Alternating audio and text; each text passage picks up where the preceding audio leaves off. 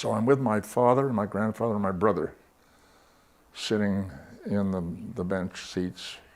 Women were upstairs. 5 or 6 guys get up on the bima on the stage, and they're facing the congregation. They get their talit over their heads, and they start this chanting. I think it's called duchening. And my father said to me, "Don't look." So everybody's got their eyes covered with their hands, or they've got their talit down over their faces, or turned away, turned their back to these guys. And I hear this strange sound coming from them. They're not singers, they were shouters. And dissonant, it was all discordant. And they were doing like,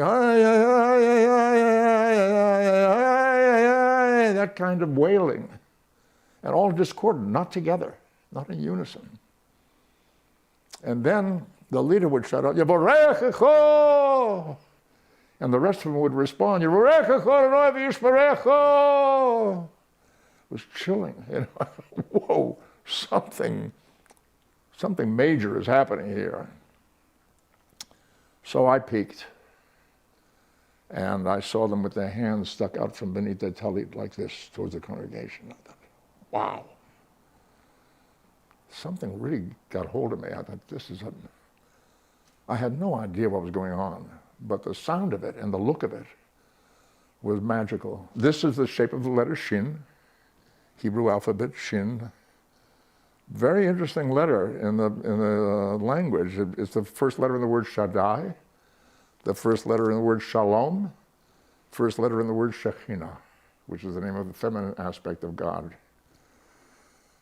who supposedly was created to live amongst humans, the Shekhinah.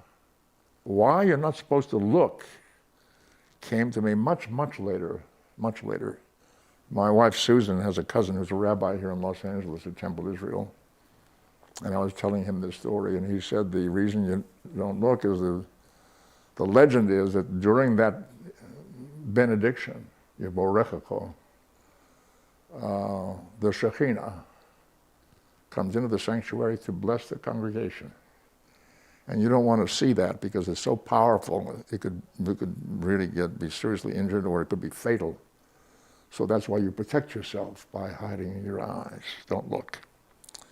I survived. I never dreamed that I would do that someday or be involved in it in some way. But sure enough, one day we're making the Star Trek series, television series. We come to a very lovely script called Amok Time, where my character, Spock, who comes from the Vulcan planet, has to go home to fulfill a marriage betrothal, to be married. And the lady who's going to conduct the service is a lady named T'Pau, played by a wonderful Jewish Viennese actress named Celia Lovsky. I'm supposed to meet her when we arrive at the planet. We exchange hellos. It was the first time we were seeing other Vulcans, other people of my race. So I was hoping to find some touches that could develop the story of the Vulcan sociology, history, whatever, ritual. So I said to the director, I think we should have some special greeting that Vulcans do, because he said, what do you mean? I said, well, you know, humans, we have these rituals, things that we do. We shake hands, we nod to each other, we bow to each other, we salute each other. What do Vulcans do? So I suggested this. He said, okay. And that's how we did it as a greeting, a Vulcan greeting. Boy, that just took off through the culture. It was amazing. Within days after it was on the air, I was getting it on the street.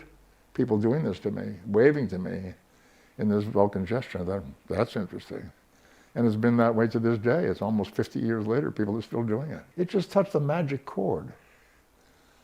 Most people, to this day, still don't know what it's all about. A lot of people do, because I've talked about it a lot. I've been asked the question, where did that come from? And I have very readily put out this story.